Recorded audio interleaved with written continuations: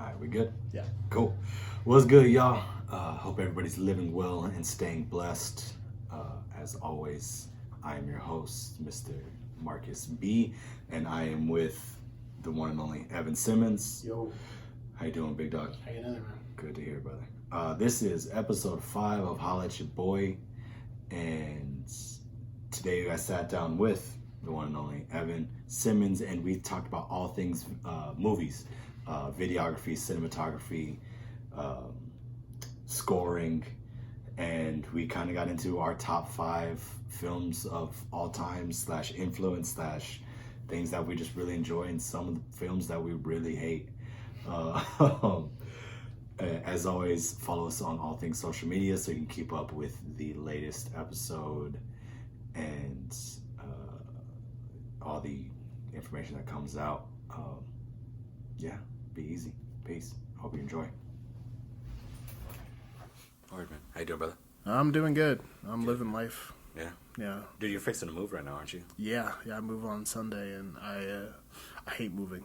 Dude, it's I mean, the worst, the one good thing about moving for me is you get to take all the stuff that you don't need anymore because you just chuck it. Yeah, because you moved it the first time. You're like, oh, let's move it in here, and now you're like I went to the dump like 2 times today, just like don't need this. Getting rid of stuff. Just throwing. Yeah, that is a good feeling, but still, it's such a pain. And yeah. I think I thought about moving this year, getting out of an apartment, but I mean, amongst the state of the world, Right. But also been moving that band hall. Yeah. So much. You've been doing enough moving for now. I'm so burnt out on just moving things. Right. Especially like moving them not to their final destination. Right. Yeah, it's not a moving stuff to an impermanent location is kind of the worst feeling ever. You're like, great. The most frustrating. I put this over here for no reason other than it's out of the way now. I've moved my classroom 13 times. Hey, last time though. And I'm still not even in. Yeah. And I got rehearsal on Monday. I think with that statement being said, yeah, you should definitely probably explain to people that we record these episodes like 4 or 5 days. Oh yeah. Before we release them. Yeah, this episode comes out on Monday. Yeah. And then it's currently, what day is it today? Friday. Yeah. But normally we would have recorded on Wednesday, but just life didn't work out. Yeah, life didn't work out, and technology truly hates me, and it does not surprise me in the least. Like, of course it'd be Duran's episode, right, that gets delayed because he makes fun of me all the time for my inability to like cooperate with electronics. When technology hits you, it's like it just stops working. It's just no matter what, it just doesn't work, and it's very frustrating. It makes my job really hard. But anyways, Doug. Yeah. Before you started moving, you started this list. Of, of movies, and this is something that me and you we get along. But this is one thing that we do not get along with. Well, we have a mutual like love for cinema. Yeah. But what we view as good is where the variance comes into. Yeah. So first off, where did you get this list? What is it? Did you make it up yourself? No, this isn't a list I made up myself. Okay. It's a list I found of the top 100 films. It's just one of those like critically acclaimed like list of like Gotcha. Movies that got the most like awards and the most like critical like praise or whatever like Gotcha. that. And just the movies that I haven't seen from that list. Okay. Kind of breaking it down and kind of seeing what I haven't seen. And the only problem is that not all of these are available on like your usual streaming services. Yeah, and like such. Netflix and Hulu and all that stuff. So when I can watch them, I go ahead and watch them and cross them off. Well, you were burning through a couple the other day on Netflix, Yeah, right? yeah. I went ahead and filled out my Netflix queue, and Nice. Yeah, I this past weekend, what did I? So this weekend, I watched 6 movies. Damn. I watched Pan's Labyrinth, Sleepless in Seattle, The Good, the Bad, and the Ugly, Batman: Mask of the Phantasm. Wow. Not all these were on that list of the top 100. Okay. These are just kind of the ones that were on Netflix that I was like, Those are solid Yeah, films these are important that I need to feel watch. like you should watch. Yeah. Right. Yeah, okay. Yeah, Batman: Mask of the Phantasm, then Clueless, which is hilarious. That Solid movie has movie. some levels like beyond like the look of it. And then after that, I watched what was that last movie? Clueless, and then totally forgot. I can't remember either. Was it Airplane? Yeah, Airplane. Airplane, Yeah. Oh man, that movie was. Oh, I love that level of like humor that like Airplane and the movie the Naked Gun. It's all just like Never saw The Naked Gun, Oh, but I know man. about it. so good. It's that era of comedy where they would say a joke.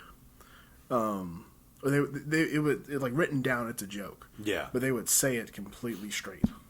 Okay. The actor the actor Leslie Nielsen, he was like kind of the master of that. He's in both. No, he's like the star of Naked Gun, and he's in Airplane. Okay. That joke of don't tell me what to do. Oh, no, it's like oh, I'm gonna go do this, and don't call me Shirley. Or like when you say Shirley, it shouldn't happen. He's the one who kind of invented. Gotcha. Where you just say that, and then it's just like he just said it straight faced. There wasn't supposed to be a punchline to it. Yeah.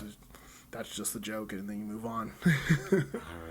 Yeah. But, talking about that, you also were telling me about this podcast that you listened to of, like, was it a podcast or was it, like, a YouTube show of famous scenes that happened by accident? Oh, yeah. One of the podcasts that I used to listen to. It's no longer I found out it's no longer a podcast. For real? Yeah. Oh, well, damn. It's a Crack Movie podcast. They talked about they had different sort of like listicle episodes where they would talk about different one of the episodes was these accidental scenes that happened in movies. Like for instance, if you've ever seen Indiana Jones and the Raiders of the Lost Ark.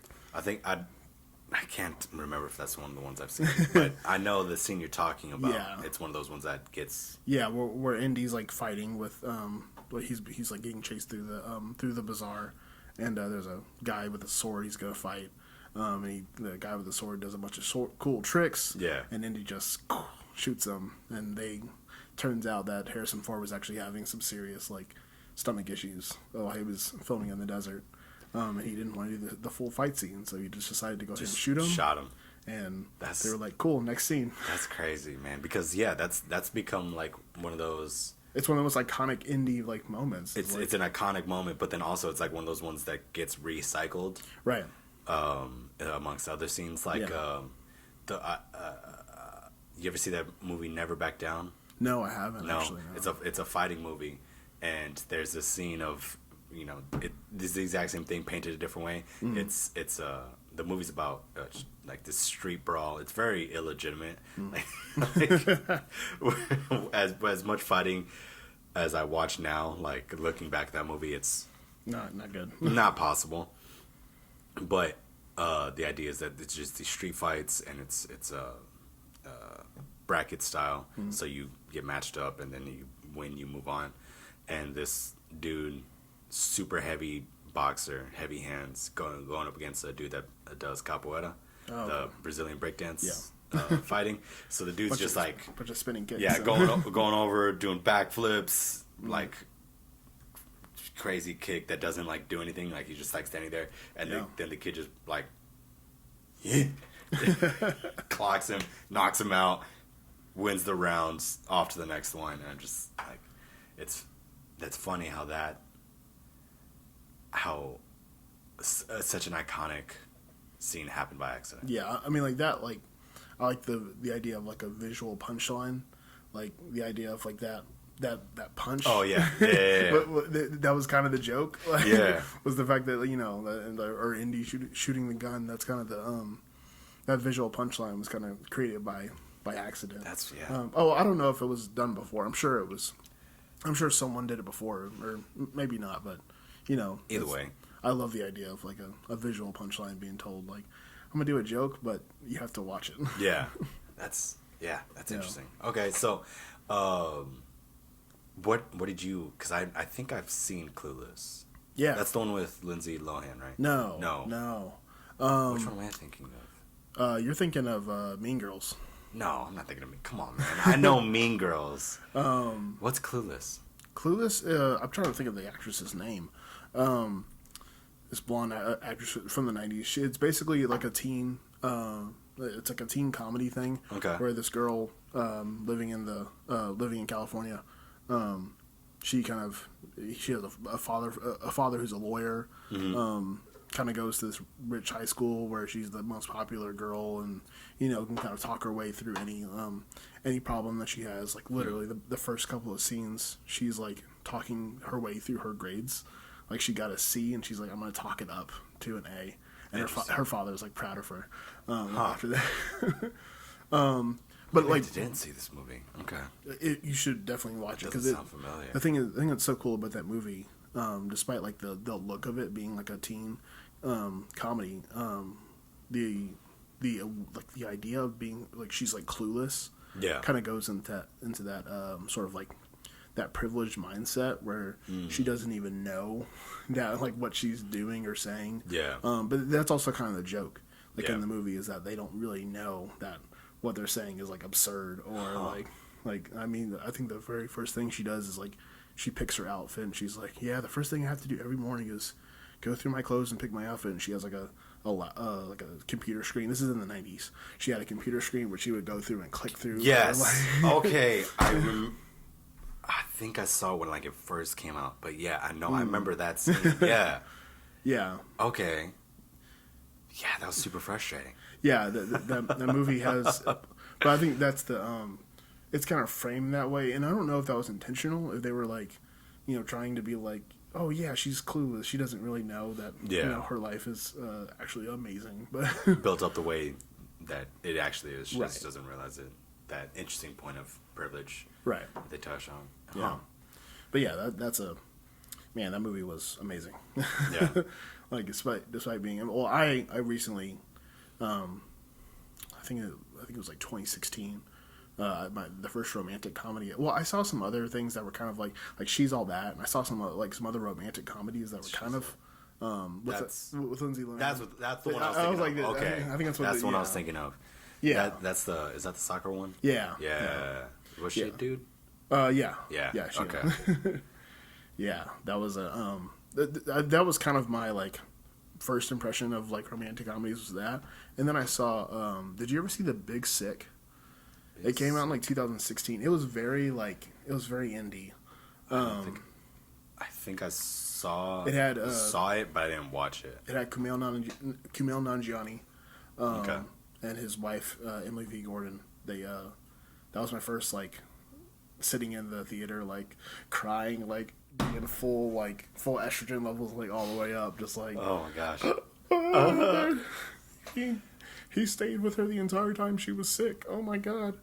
I didn't see that one. Oh yeah, that was kind of my first like venture into like into rom-coms and like other movie genres besides like kung fu movies. Love me a good rom-com. Dude, let me tell you, soft spot for a good rom-com. If you ever want to like feel something, just watch like a Sleepless in Seattle. Dude. Or yeah. Dude, I remember I'm back in high school. I took this girl on a date for like Valentine's Day. I don't know why. Ooh. Yeah, terrible idea. It's a bad idea. Bad idea. Out the gate, already off to a rough start. Right. But like a first date was like. It was a first date as well. Yeah. You did the ask on February 13th, didn't you? I don't even remember how it happens, how I got there, but it was. I took her to the movies, and I think it was Dear John. Oh, okay. You see that one? No, I haven't seen that one. No? Okay. Well, it's a military one. And I just remember, like, 80% through the movie, I'm crying. But, like, I'm trying to, like, control the tears a little bit, and I look over, and she is just deadpan does not give a damn about the movie. Wow. And I was like, okay, I'm not. Yeah, this is just a movie. Okay, and then I remember just being super awkward coming out of that film. I was like, so what'd you think? And she was just like, yeah, it was good. I was like, you awful human being. That movie was magical. I learn a lot about a person from the way they react to certain movies. Like That's fair. Like me and my best friend, he's one of my best friends, Jacob Rodriguez. Shout out Jacob Rodriguez. Shout out Jacob Rodriguez. He was, you taught him, and I was roommates with him. We went to go see Coco in theaters. It was me and him went to go see Coco. Yeah. Soon as the grandma started singing, both of us were sitting there, just grown men, just sitting in the theater, just in tears. Big cry. There's a big group of kids like above us. We're just sitting there, just in tears, just like It's so sweet. I'm like, come on! Like, I learned a lot about a person from watching them cry at a movie. Like, I think I feel like that's a pretty common thing to have like a film be your litmus test. Oh yeah. Of an individual. Oh yeah. And I don't know if that's a good thing or not, but I think it is what it is. I think you got to do it that way. Sorry. And you turn your flashlight on, man. Come on, man. Rookie hour out here. I'm so bad Get at it together. phones. So It's bad still at on. Come on, there There it we is. go. Oh my Success. gosh. Rookie hour, man. Yeah. Whatever. Like I know a lot of old cats. Like their litmus test was like the Big Lebowski. Yeah. You know, if you don't laugh at the Big Lebowski, Right. can't be friends with you. Right. I'm not on the same wavelength of the Big Lebowski. I do definitely love it as a film. I don't think that's my litmus test though. Yeah, that's not my go-to as far as Yeah. like you need to laugh at this. Like, you have to laugh at this, otherwise, like, what are you feeling if you're not? Yeah. Do you know, like, mine? If I had to like think of it off the top of my head, is like super bad. That's like my. If you're not laughing at this, I don't think you understand comedy. That's oh my god! Like, you just don't get comedy. you don't get jokes. That's it. I mean, that'd be a solid one. I feel like that's a pretty like our generation Right. equivalent. I'm sure some people would probably say like Anchorman. Yeah. Not my cup of tea, but I definitely. Yeah, Anchorman, especially Anchorman 1, is it's a very particular. I like it, but it's I like it, but it's not my. it's a very particular sense of humor. If it was between Superbad and Anchorman, definitely Superbad all day. What's another one like that? Like, I still laugh at McLovin. Like, anytime someone says McLovin, I'm like, Pineapple Express. oh yeah. Definitely love Pineapple Express. See, I didn't watch Pineapple Express until much later, Really? and I was like, oh, this is hilarious. Dude, such a good film. My favorite scenes is when he's just crying on the swing, shoving that burger down his throat. Oh, Like, I wanna, like, I you have to imagine that's one of those scenes that they just happened upon, and they're just like, "Guy, just do something." I guess it's like, hey Seth, I need you to take a cheeseburger, go sit down on the swing, and just just do what you do. It was that's a good one. I don't know if I have like a comedy litmus test though. I just like. Well, I mean, we can go into this and like kind of go like, you have like a top couple of films that you're like, this is like For sure. Yeah, this is like your favorite. And I mean, I just have what's the string doing here? I don't know. I was playing with it earlier. I always have a hard time. I mean, it's the same thing with cars. It's the same thing that I have with music. Like, with just the mood you're in. Yeah, it depends on what I'm going for. But like, definitely, I think I would probably say movies is a little bit easier for me, as far as like relative importance. Actually, I'm not gonna lie. Mine would probably be Waiting. I think the movie Waiting. The movie Waiting. I've never seen that movie. You've never seen what? No. Dude, who's that? Like, it's Ryan Reynolds, and yeah, I'm not that versed in Ryan Reynolds. Like that whole like it's like one of his first ones, man. Yeah, like his whole thing of like before. I mean, sadly, like Ryan Reynolds, like pre like Deadpool, I didn't really know. Son. like I was in like I didn't really watch movies until I got into high school, and that was kind of that time of like That's fair. when he was doing like Van Wilder and stuff like that. Yeah, I was in yeah, middle yeah. school when he was doing all that stuff, so I kind of missed all that. Like the only thing I saw of him before Deadpool was like the Green Lantern, and Which I was awful. sad and bad. So bad. Oh, dude, you gotta watch Waiting. It's such a good movie. Like there's Andy Milonakis. No. If you remember that kid, Yeah. he's in there, and it's just it's a terrible movie. Don't get me wrong. Like the premise of it is, Oh, okay. it's so poorly shot, and like the budget was super cheap, but it's a hilarious movie because it's just about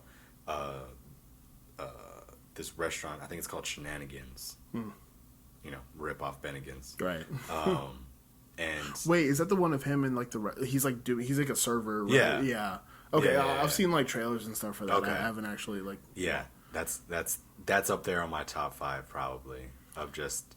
Yeah, because him like he did that, and then he also did what's that one with Sandra Bullock? Was that No Strings Attached? No, that wasn't. Yeah. Yeah. No Strings Attached is the one with That's Ashton Kutcher Kutcher and Natalie Yeah. Portman. Oh, which one? What's it? I remember the The proposal. Yeah, the proposal. Yeah. Yeah, that one. Where That's she's a good like one. she's like the boss, and he's he's getting pulled along. That's a really good one. Yeah, I kind of missed out on that because that was before I was watching rom com. So like that That's fair. era of rom com, I kind of That's missed like out on. that's my that era of rom coms is what made me fall in love with That's rom where coms, you- dude.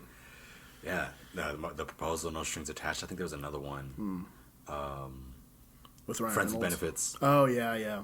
Who was that one? That was Mila Kunis, right? Yeah. Friends with. Wait, no, she was with Ashton Kutcher, right? No, that would be weird. I forget that. There was, you know, as the cinema does, like they Yeah. have the same movie basically Well, 3 yeah. or 4 times. Yeah, that's my favorite Patton Oswalt bit of him doing Jennifer Aniston, like in that time, could produce any movie she wanted to.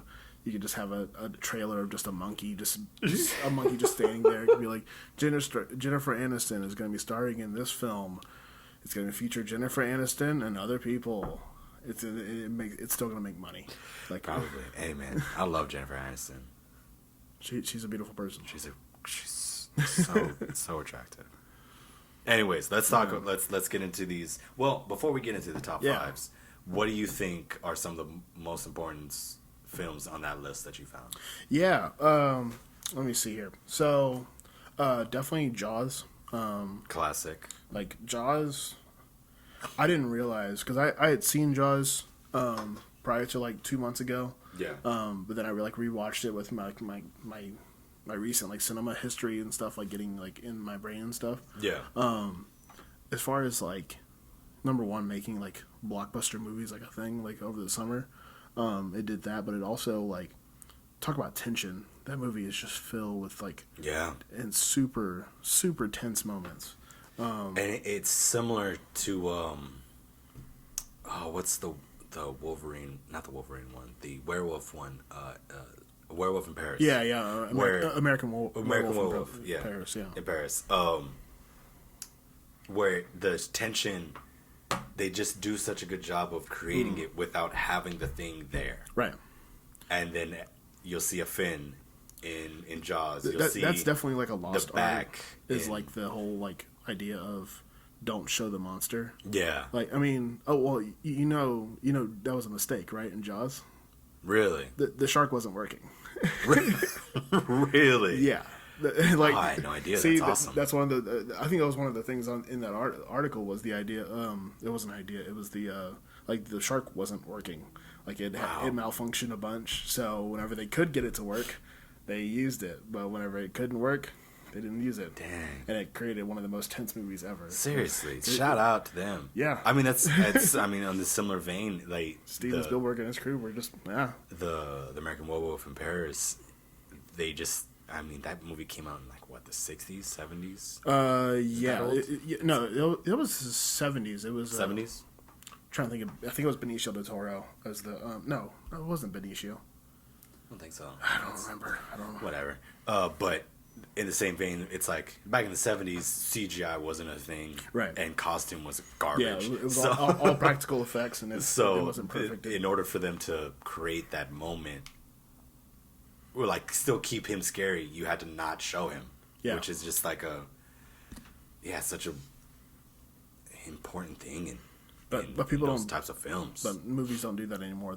Since they have the CGI budget, Yeah. they're like, all right, we're gonna show the monster, Throw and it it's gonna in be right big away. and horrible, and it always looks really mediocre. Well, on the same vein, I can't remember what the movie is called, but I remember just watching the opening scene, and it's about, Jesus, I just had it. It's a racing movie. Yeah. The Le Mans. I think it might be called Le Mans.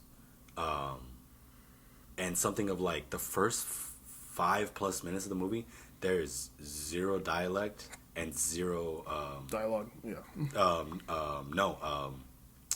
Scoring.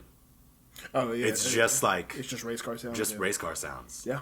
And it's just like, man, you couldn't do that now. I mean, talk. Oh, well, the thing is, like, you got me on sound design now. Man, like, talk about like.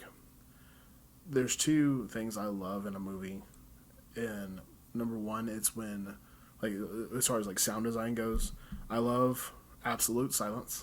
Yeah. Like you were talking about, like where you just hear a couple of things, like 2 years ago, A Quiet Place came out. Yeah. Mostly silence, like Yeah. a couple of lines of dialogue, but mostly just silence. And then there's the other side where it's, complete utter chaos. Yeah. There's something constantly going on. There's a movie came out last year. It's called Uncut Gems. I still haven't seen that one, dude. Dude, I need to. I know it's on Netflix. You're gonna be stressed out the entire time. I know. Like literally, I'm down for it. From the beginning, it starts off in, like, I'm not gonna spoil anything, but it starts off from like a mining scene where it's like literally like you're in a mine, just constant, Really? constant sound. Like, and Yeah. that's what they were going for. Yeah. I forget their name. They're brothers. I can't pronounce it. I'll remember it later. The Softy brothers. Okay. They're the ones who directed that, and like it, they bait it so like, and they have so many cuts and so many things to where it feels nervous all the time. I mean, that's some of my favorite stuff. Is where it can go from like zero to one of my favorite like examples of this. You probably haven't seen this. There Will Be Blood. I know that one. I don't seen it, it's one of those no one's really like a lot of people haven't seen because it's one of those. It was one of those like Oscar bait movies. Yeah. It's Daniel Day-Lewis like at his best. There's a scene in it where Daniel Day-Lewis in it. it was like the early 2000s. Yeah. Okay. There's a scene where it starts off silent, and then there's an explosion, and then turns out it's his kids up at the top of this explosion thing. But it starts off with, you'll like this as a percussionist, because the score for the next like 10 minutes is just percussion. Really? It starts off with just one click on like a bone kind of sound. Oh. And then it starts off, and then it adds like other polyrhythms, and then they're all different kind of meters. Yeah. And it's just gets really dense. it's just really horrible quick. and scary. Oh and, my like, god. talk about a tense like Yeah. scene. Just like by the time you get to the end of it, like I'll back away from the mic when I do this, but it's just like it's just horrible sounding. And you have to sit there and just be like, "This hurts. This hurts to watch. Like it hurts to listen to." Now, is that more impressive than I can't remember the? Like John Williams is doing beautiful. No. Shout out to John Williams. Shout out to Hans Zimmer. But not The Crow. Was it just The Birds? Talking about the birds, like The '80s film, wait, where it's like a horror film of oh sorts. yeah, the birds was Alfred Hitchcock in the '60s. Yeah. Is that one? But there's a move. I think it might be that one where they hired. It might have been Spielberg. I don't remember who they hired to do the sound design. Yeah. And he won an Oscar for it. Yeah. And there was zero sound. It was all natural sounding. Oh. It's not The Crow, because The Crow's the one with Bruce Lee's kid. Yeah. Brandon Lee. Brandon Lee. Yeah. It's another bird film, trying but to where think the of- birds are attacking people and they're killing people, and the tension comes Yeah. because you just hear like a flutter like that, Well, yeah, that's one thing. and then too. just the swarm. Like scoring or natural sound is a big like Yeah, thing. I mean, that's a there's so many people watch movies and like well, let's talk about like my whole like thing about let's go soapbox. Let's when people go. watch bad movies, Yeah. and they're like, it's my favorite movie. And then they like haven't seen like really amazing movies with like the stuff we're talking about. It's Yeah. like these beautiful moments. I'm like, what are you? What are we doing here, dog? Like, what are you? You're missing out on like the entirety of like good movies. Yeah. Because your favorite movie is like Click. Dude. I'll talk about that movie later. Click is still a good movie. I just think you just need to figure out how to appreciate both sides of things, dog. Yeah, I mean, like no, I've watched a bad movie. Like I've watched all the Sharknadoes. Like I've sat through all of them. Oh man, those are terrible. Like I've definitely sat through this movie Gotti, John Travolta. I don't think I know that one. Oh my god, don't watch it. Super rough. It's exhausting. like, Exhausting. Like I was tired by the end of that movie. Like it was like, oh, this is bad on a new level. That's how I felt about Six Underground. It's another Ryan Reynolds flick that just came out on Netflix. I think it was Six Underground. It was this like secret op military movie. It's a Michael Bay film, and it's just the worst thing. I couldn't finish it. Like I get that. I am OCD enough to where like if I put a movie on, You're gonna finish. I'm gonna finish it. But like I got to the final like 20-minute scene, and I was like, I can't do it anymore. I can't watch This is exhausting and god awful. Yeah. Yeah. That happens occasionally when you watch a movie. You're like, I can't make Just it can't do through. it anymore, man. Like I left the like I was so dutiful to like the podcast I listen to where they're gonna review if a movie comes out that weekend they're gonna review it the next like Monday. Okay. So I have to go watch it that weekend. Fair And enough. I went to go see when this came out. I think it was like 2 or 3 years ago. Transformers: The Last Night. It was the last Transformers movie that came out. Well, before Bumblebee. Yeah. I walked out of that movie. Did you? The last 10 gosh. minutes because it was doing the Lord of the Rings thing where they like had like 10 endings at the end of it. Gotcha. Or like the it's the 3 like parts of like I forget what it's called, rising action, climax, and falling action. Yeah. The falling action was kind of like done already. Gotcha.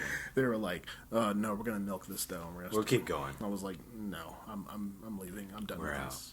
We're And out. like 98% of that movie was like climax. So Yeah. I don't think I've watched the last like 3 Transformers. Yeah, movies. I don't think don't. I've seen any of the Mark Wahlberg.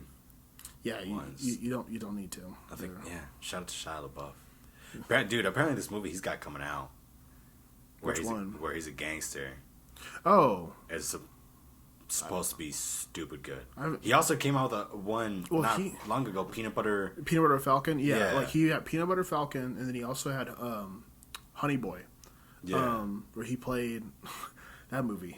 Which was that? I don't think So, Honey Boy, he played his. It's not him. It's not his story. yeah.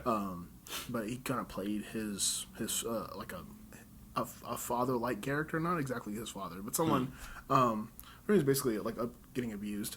Oh jeez. And we wonder why like Shia LaBeouf was like so like messed up. Yeah. Like, yeah. you like see that and you're like, oh you rough. yeah. But he like it was more like him like doing like an acting exercise. Like it was like watching him have therapy. Damn. Like it was that like powerful. Yeah, like Shia LaBeouf in the last like couple of years, I think he kind of had that like to me, I love when an artist is like kind of on the rise, they're doing good, and then they have their phase where they like are being a little crazy, A little bit and of a then mess. That like they kind of how that fall after that little uptick at like towards the end of it. Yeah. I'm thinking like Miley Cyrus, Yeah. Justin Bieber in the last couple of years, like they've had some actually pretty good like It's not bad. like Yeah. some pretty good stuff. Like it's not like Yeah. it's not horrible. I love that. Like Kesha. yeah, like just that little rise after that fall is like good for you. Go you. You're getting back to what you're good at. The Kesha thing was a little different. She kind of Yeah. got producers, man. Yeah. Get you. But okay. So, anyways, this list. Yeah. All right. So Just give me a handful of like. yeah. So some of the big ones on this list that I'm like really looking forward to that I haven't watched yet. Let's see here. Seven Samurai. That's a Kurosawa film. I think I know that one. From the I think it's the 70s or 60s. If you've seen any, which we'll talk about this later, like any of the modern like kung fu movies, Yeah. kind of all based on that. Oh, It's kind of like a lot of cowboy stuff too. Is all based on that movie. Interesting. Yeah. Okay. So Seven Samurai is kind of. I saw Pan's Labyrinth. Yeah. I saw that one when it first came out, I think, or Dude. like within that first year. I don't remember everything, but I just remember that. First off, the fact that it wasn't in English threw me off. I didn't know it wasn't in English until I put it on. I was like, Yeah. oh, narrations in Spanish. I was like, oh, okay, here we go. Yeah, that was definitely. I think that was the first film that like I was required to me to read subtitles. But I Yeah. also think I was like 11 when I saw it. No. So I just didn't. I was so caught up with like, Right. what are they saying? The dude's got eyes on his hands. It's such a visually interesting movie that the dialogue in that is some of the best dialogue I've ever seen. Really? Oh yeah, like I don't know, I forget. I think Guillermo del Toro, he wrote it. Oh yeah. Too. Del So, Toro's. like his number one, he's like Ridiculous. an amazing visual like. I forget who's his DP, his director of photography. But whoever it is, like whoever's working with him, Yeah. that like that, or it might be just him, like doing like all the visual things he thinks of, like His team is A1. like I'm sure you've seen like Hellboy and stuff Yeah. like that. Like Yeah, man. that's some of the best like stuff ever. I love that. Like it's a visual movie, and then like the dialogue in it's also great. Yeah. Let's see here. I haven't seen Braveheart. I don't think I've seen Braveheart either. It's on the list. That's not Nicolas Cage. Who is that? That's Mel Gibson. Mel Gibson. Yeah. My bad. Raging Bull. That's Yeah. De Niro. Is that De Niro? No, it's not De Niro. I don't believe so. I think. Oh, I feel bad. I think it's Pacino. No, it's one of the Italian guys. It's either Pacino or De Niro. But I need to go ahead and watch that. Eternal Sunshine of the Spotless Mind. What? It's believe it or not, who's like the most like, I've talked about this guy he's the most like visual comedy guy that I actually like, because I usually don't like visual comedy. We watched Dick and Jane. Jim Carrey? Jim Carrey. It's a Jim Carrey film? It's a Jim Carrey drama. What? Yeah. There's a Jim Carrey drama? Yeah, and he kills it, apparently. What's it called again? That's Eternal Sunshine of the Spotless Mind. I've never even heard of that one. Yeah. When did that come out? I don't quite remember. Is that recently when he kind of got into his... No. This was super dense... This was before all that. Before he kind of was going into like the singularity that he's trying to. Yeah. Still got to watch Psycho. I still got to go through my Hitchcock stuff. That's the one with. the original Psycho. Yeah. Yeah. I still. I mean, I've seen The Birds. I've seen. I think that's the only Hitchcock I've seen. I've seen a bunch of scenes from other ones. Like I mean, he's iconic, man. Yeah, he's one of the most iconic directors ever. I mean, there's other. It was like 2001: A Space Odyssey. I missed out on Kubrick. Like I kind of wish like I get this syndrome of like I feel like I want to be in a certain time period. Yeah. I like get to like actually watch these movies as they come out. Because right now like It'd be wild. Yeah. Right now I'm watching a bunch of really good movies as they come out. Like people didn't see Sorry to Bother You. Or a lot of people didn't see Moonlight. Yeah. These are all movies that have come out in the last like 3 or 4 years, but no one. No one caught them. Yeah, But they're really, really good. Oh, yeah, they're- I never saw Moonlight, and Dude. I know I need to. There's also the downside. There was the past like 3-4 years, just kind of life was like, hey, bro, you're gonna be mad busy, and you have no time to go do anything that you enjoy. Right. And then when you do have time, we're gonna shut the world down. So. See, the first time that actually, like when I started really getting into like studying movies was when I was working at Cinemark. And Yeah, that literally, makes sense. literally had a day where I was like spending from 11 o'clock in the morning till 11 o'clock at night watching movies. Yeah. So it was just kind of the like how that went. I started like, just sitting in the movie theater and just like like watching and like studying kind of studying the craft of filmmaking. Like there's a whole other craft to it that Yeah. like I didn't really respect before. I was just like, oh, it's just take the camera and you put it over here and you put it over there. Like it can mean so much when you have like a shot that's like center shot, then you quickly zoom in, you go into the character's perspective. Like like, the idea of all that stuff is beautiful to me. Or just like the original like suspense thrillers where the camera angle is like 30% down the hallway. Yeah. And then like just natural intention is like everybody in the film's like everybody in the theater's like Yeah. Like you can do so much with like focus and like there's things called Dutch angles where they like and I was watching this movie just came out. It's called Guns Akimbo. It's got Elijah Wood. Interesting. Weirdest movie I've ever seen. Yeah. He like it's basically he gets guns bolted onto his hands. So weird. Okay. Such a very weird movie. So But that initial scene of him waking up from that surgery, yeah. The camera spins a lot, and you feel sick. Like he feels sick. Yeah. Like that's something that you can people don't think about until you like learn about it. And you're like, oh, that's why they did that. Yeah. And that really enhances like the movies you're watching. Is like understanding like the how. Yeah. Like, enhances the story a little bit. Okay. What else we got in there? We got, E.T., duh. Yeah, E.T. Citizen Kane, duh. Of course. Apocalypse Now. Finally saw that. I still haven't seen that one. I think, dude, I know I'm doing myself a disservice by still not have watched Apocalypse Now and 2001: Space Odyssey. Yeah, like there's so many movies out there that I just need to like. That's what I've been doing is I've been just catching up, burning through them. like, Yeah.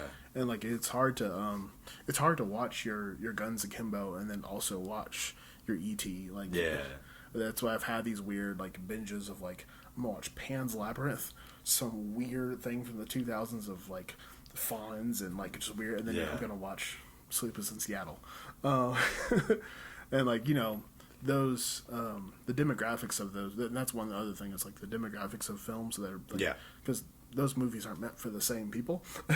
Also very true. And I also watch like The Good and the Bad, the Ugly, the same. Like those are three very different movies. Vastly very different. people. Yeah. So like that whole thing of like capturing all of film, that's a hard task to do. It's the same thing with like capturing all of music. For sure. There's like we can. I'm sure you haven't listened to like you haven't studied all of Stevie Wonder and Bach. Yeah. And you haven't listened to like the Jacqueline Dupre recording of the Elgar Cello Concerto, have you? No. You don't know half the words I just said. Cello Concerto. Got it. Yeah, I mean, I'm out here.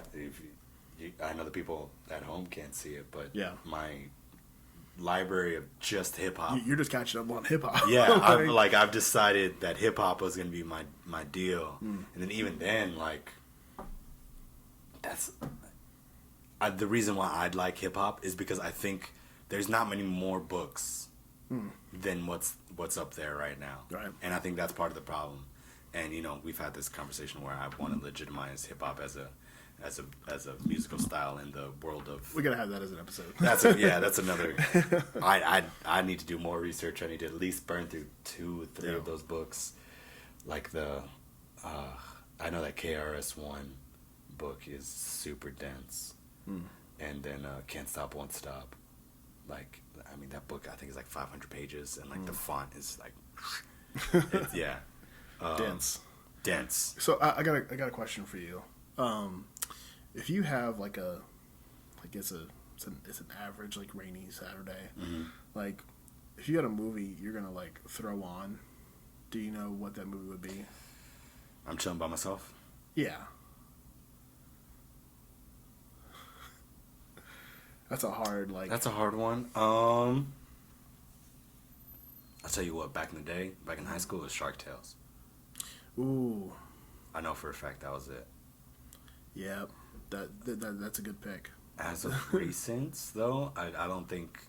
I mean, I think I'm more on my sitcoms. I see. I don't because again, I like when I even if it's a movie that I've seen. You're not prepared to sit there times, for 2 hours. Like yeah, like if like I've seen Waiting at least 20 times. Oof. And I don't think I've seen a movie besides like Shrek. I don't think I've seen a movie. Maybe not 20 times, at least 10 times. But but like if we're done here and I go put on Waiting, I'm gonna watch the film. I can't, for whatever reason, I can't put the films on in the background. Yeah. What about you? Yeah, Shrek. Like, really, I'm a child. Like, well, here's my thing. I either go like full like weird like silent movie that's just odd. Yeah.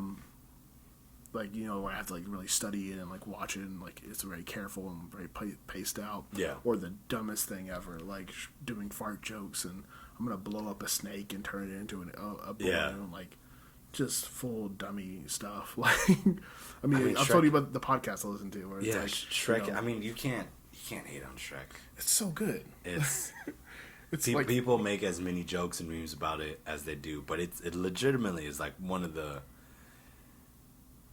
It's a cult classic. Yeah, no, yeah, it's like a quintessential like film in the last couple of years. And I had a weird phase where I like put on I Am Legend a lot.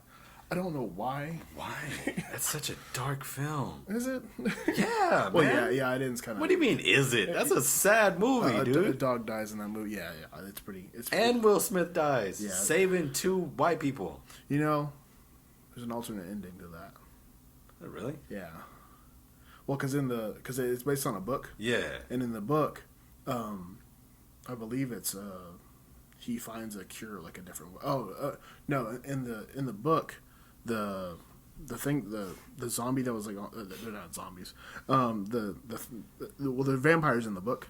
And Yeah. The thing that was on the table, the thing that was like attacking him at the end, that was actually like its like mate. Well, yeah. And That's why the zombie vampire thing Right. was breaking down the glass, because he saw his girlfriend, right, quote unquote. and I think in the book they try to like he tries to like get them like back to like humanity to like where they could like. Really? Yeah, I need to read the book. Huh. I can go ahead and say that now. I don't read all the books for all the movies I watch. I think I exclusively watch the films. It's hard. I think I've read one Harry Potter book. Top down. I have not read or seen a Harry Potter. Oh, I've seen the Order of the Phoenix. That Come on, man! You gotta watch those films. What are you doing, man? I as a kid I didn't like. My parents were like, no. So Really? Yeah. That was like me and my sister's thing. Like we would, for some reason we would watch like the most recent one. Really? I think on Christmas Eve. Yeah. Oh, they're on that ABC, like the ABC Family stuff. Yeah. Yeah, me and my brother, we would watch. In Christmas time, we would watch How the Grinch Stole Christmas, the Jim Carrey version. Fair enough. I mean, great film. Like we would put that on all Love the time. that. Did you ever watch Daddy Daycare with Eddie Murphy? Of course I did, man. I think I've watched every Eddie Murphy movie. I watched that movie too many times as a kid.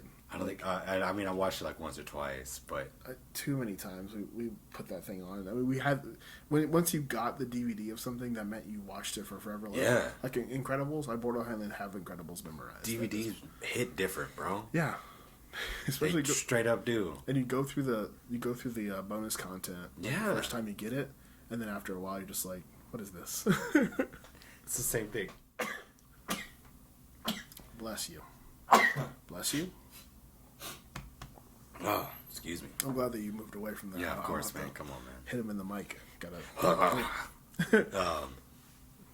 Okay, so let's we keep saying it. Top 5. All Let's right. get into it. Yeah. So for sure, I'm putting Hitch on my top 5. Okay. I think that's probably one of the best rom-coms out there. For whatever reason, emotionally, I just got vested in that because I felt like I was the same way. Like I could help people with their relationships, but my own personal ones, garbage. I see. I can help people out with theirs. Tell them everything that they need to do. Make it great. A1, steak sauce. Me, trash. And then, we're still waiting to see the final on that. I'm telling you still need to watch Crazy Stupid Love. It's got Ryan Gosling. Like he kind of plays a Hitch character. Really? Where he like helps out Steve Carell but it turns out he can't like have a girlfriend. Like he can bring girls home and stuff, but he can't like have a girlfriend. On the same note, honorable mention, Good Luck Chuck. Oh yeah. I saw it like once. I didn't know. That's a good one. No. I know you don't like Dan Cook. But Yeah, that's the problem. which is a shame. I thoroughly enjoyed Dan Cook. I grew up on that kid. But that's the thing. I didn't grow up on him, so I mean, like I didn't listen to comedy until I got Spotify, which was like 2015, 2016. Yeah. So when I first started listening to comedy, it was like Patton Oswalt and stuff, and just not the opposite of his like style. Okay. So my number one definitely gonna be Hitch. That's like your number one. Not number one, but Okay. Again, when I make lists, these aren't ranked. Yeah. When I make lists, it's like I always got to do it like a top 5, and it's just like. Okay, so I have 2 that I'm always like they're always like going for first. I'll go ahead and first start with Pulp Fiction. Pulp Fiction is one of the. Well, here's something I didn't know. My mom does not like Tarantino. Really? Yeah, she doesn't like the hyper-violent stuff. I mean, fair. And that's it's pretty aggressive. Like Tarantino's one of my favorite directors. He's so good at like telling a story. Like his thing is he can write almost an entire movie, or like he'll write like a scene and it'll have those 3 parts of drama. It'll have that like in just one scene. Each scene is written with that, right, and then he still manages to get the overarching scene, the entire And then of course he's like a genius, so he'll like mix things around and be like, "Cool, look at it." Watch this now. And that's what Pulp Fiction is. It's just a beautiful like the little things of like everyone talks about. You see, hold on. You see Vincent like walk through the diner in the first scene. Everyone like it's one of those like little Easter eggs that he just walks by. You don't even notice him at first. You watch it again, you're like, oh, he knew what he was doing. Like that's the first director. That's the first like movie I really saw was like, oh, this guy like is like thinking about what he's doing. Like he's really Okay. I think like that's one thing. Let's talk about Click. Click felt okay. Well, no, I won't talk about Click. I'll talk about like some Adam Sandler movies. Okay. Like most of those, like I'll trash on like Grown Ups. Watching Grown Ups, you kind of tell there's moments where it's just like, all right, you got Adam Sandler, Chris Rock, Kevin James, David Spade, Rob Schneider. All right, you guys just stand right here. Just be funny. Just be funny. Just do something. just be funny and action. Ha ha ha ha ha ha. Laugh louder.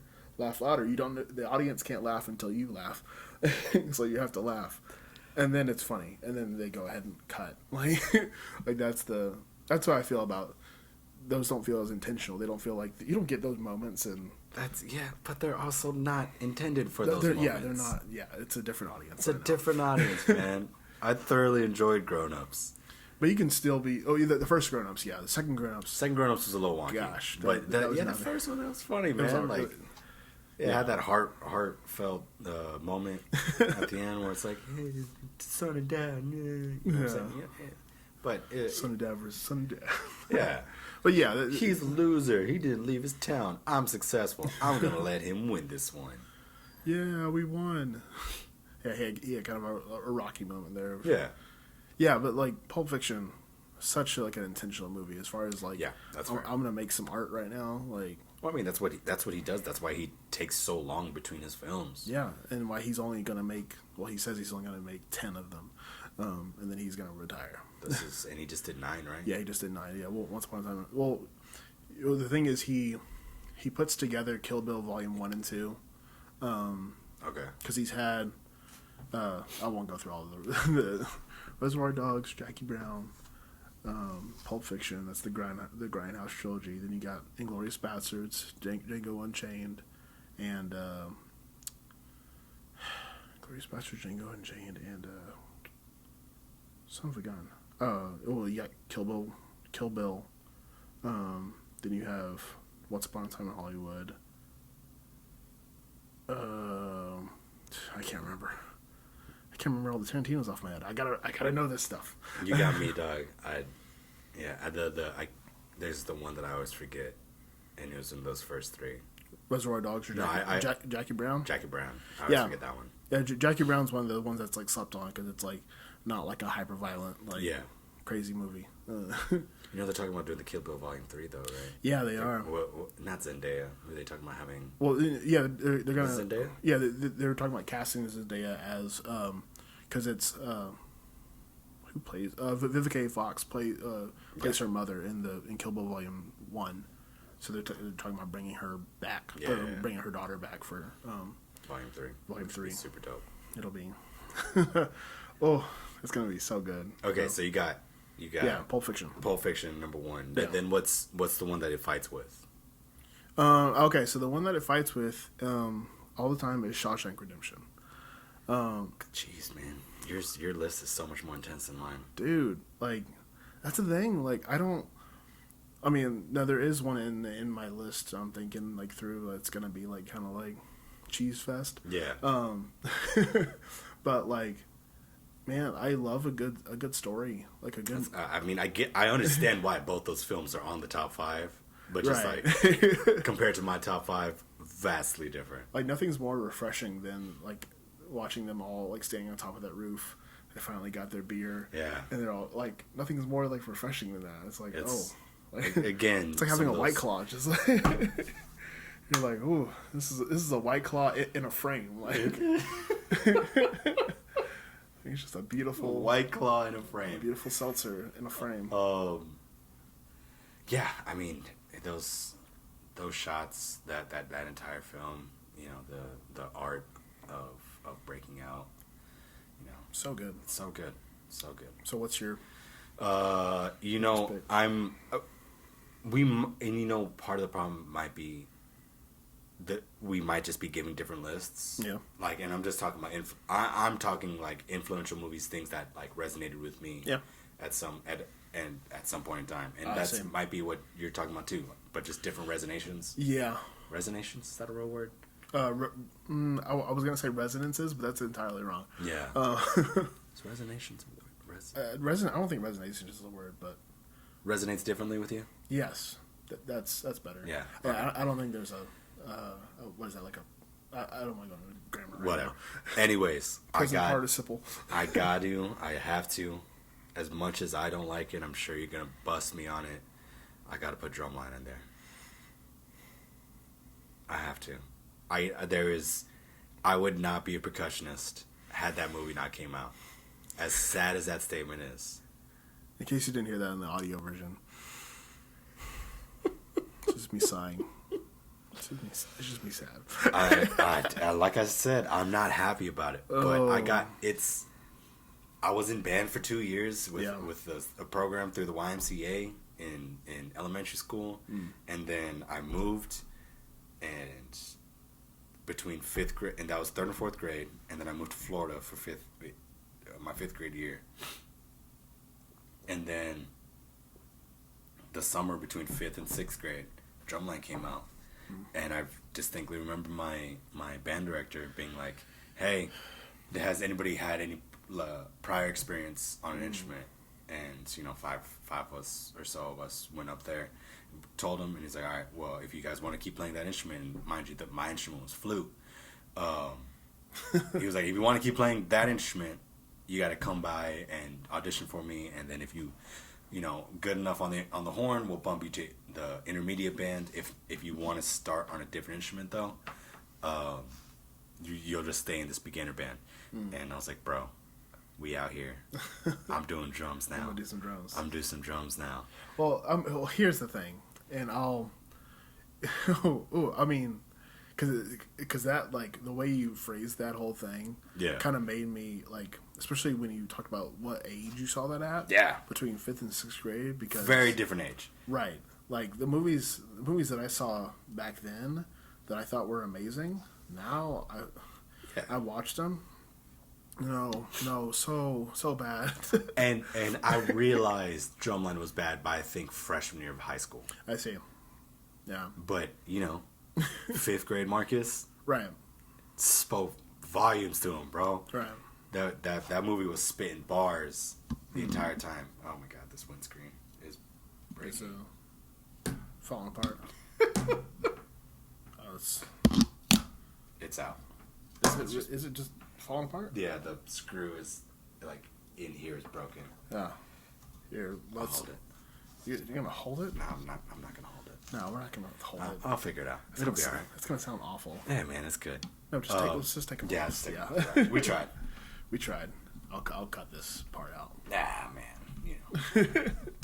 Hey, we're on episode 5. We're episode 5. We're figuring it out. Yeah, we're figuring this stuff out. It's I can't even screw that in. It's just yeah. These are weird.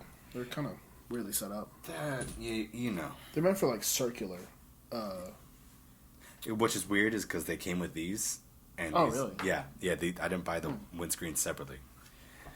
Anyways, so that one, and then my number 3. Yeah. It's got to be You Got Served. And then honorable mention on that side of things is Step Up in that entire series. You know what I mean? Just bringing light to the dance world. Yeah.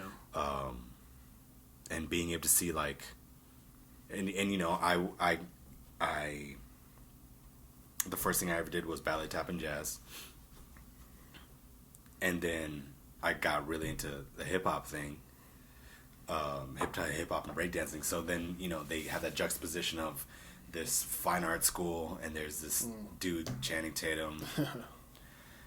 Shows up, and it's like hip hop and contemporary and blah blah. I was like, oh, bro, like, that's me. But then You Got Served came out before that, and that was just like straight hip hop. And before, actually, I'm gonna take that statement back. Honorable mention is You Got Served. Yeah. But proper third place is Breaking 1, Breaking 2, and Beat Street. No, you gotta see the entirety. Breaking 1, Breaking 2, Electric Boogaloo, and then Beat Street. Oh man! So those 3 take that spot of my top 5 because just, and again, we'll bring back the breaking conversation when we get into the hip hop episode. Yeah. But the importance that movie did and Beat Street did to emphasize the world of hip hop and emphasize the world of breakdancing and bringing that culture to light, to mainstream. Yeah. Is why we were able to come out with movies like You Got Served, right, where it's just the entire thing's about a breakdance battle, and then Step Up, and then all the way up to like the 7th Step Up or whatever. You're right. It got a little weird at the end, but yeah, the thing about the Step Up, and with all these movies, the storyline is trash. You do not watch those movies, right, to be like, oh man, I was really touched by the moment Channing Tatum and that whoever that girl was. So, Can't remember what girl, that actress is. Sadly, that's you're watching it for the in between breaks of them performing and getting to dance. You know what dawned on me? What's up? It's just like, I think I don't like performance movies. Really? Yeah. Why is that? That's odd. Like I think movies like. Well, because oddly enough, I like musicals. Like I like one of my favorite movies is like La La Land, which I don't know if I put that in my top 5 anymore. I'd be a little disappointed if you put it in your top 5. No, it's not. It's not up there. But I don't think I like movies that are like based on performance, like Pitch Perfect, or any of those dancing movies where it's like just not for you. Well, like I mean, number one, I've never like I've told you this many a time, like understanding dance and like other stuff. It's never been my like forte. I've never been like cool. like I usually watch it as like whenever, so especially like those like dance competition movies. Yeah, I'm like, how did they win? Like how did they decide? Like who's the judges? Like what are their qualifications? Like how did they win? Which who actually won just now? Yeah, it's one of those things where I'm like, I don't know how to quantify those movies. Fair enough. So when I watch them, I'm like, this is weird. Like I don't like, and most people you watch it for the which will like, I'll talk about this as like my number 3. Now, well, I don't want to use that one. I'll use what was it? Did you ever see that movie with Jackie Chan, Jet Li, and Jackie Chan was he did like a Drunken Fist style, and Jet Li was like he did like some really fast form of like kung fu. Wasn't it just Drunken Master? Was it Drunken Master? I think so. I mean, that's the only one that I can think of that Jackie Chan did. That Drunken Fist. He did another one. Oh man, I can't. Well, I'll just put that in top. Well, we were gonna talk about like part of that, the whole like that era of kung fu movies. Of kung fu movies, like, yeah.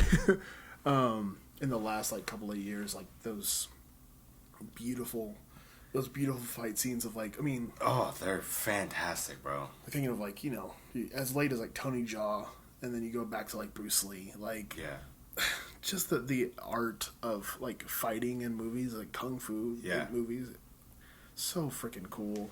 Like, okay, so what if you got to pick one different than no, I wasn't gonna ask that. I was gonna say if you're gonna pick one kung fu movie, because I got mine.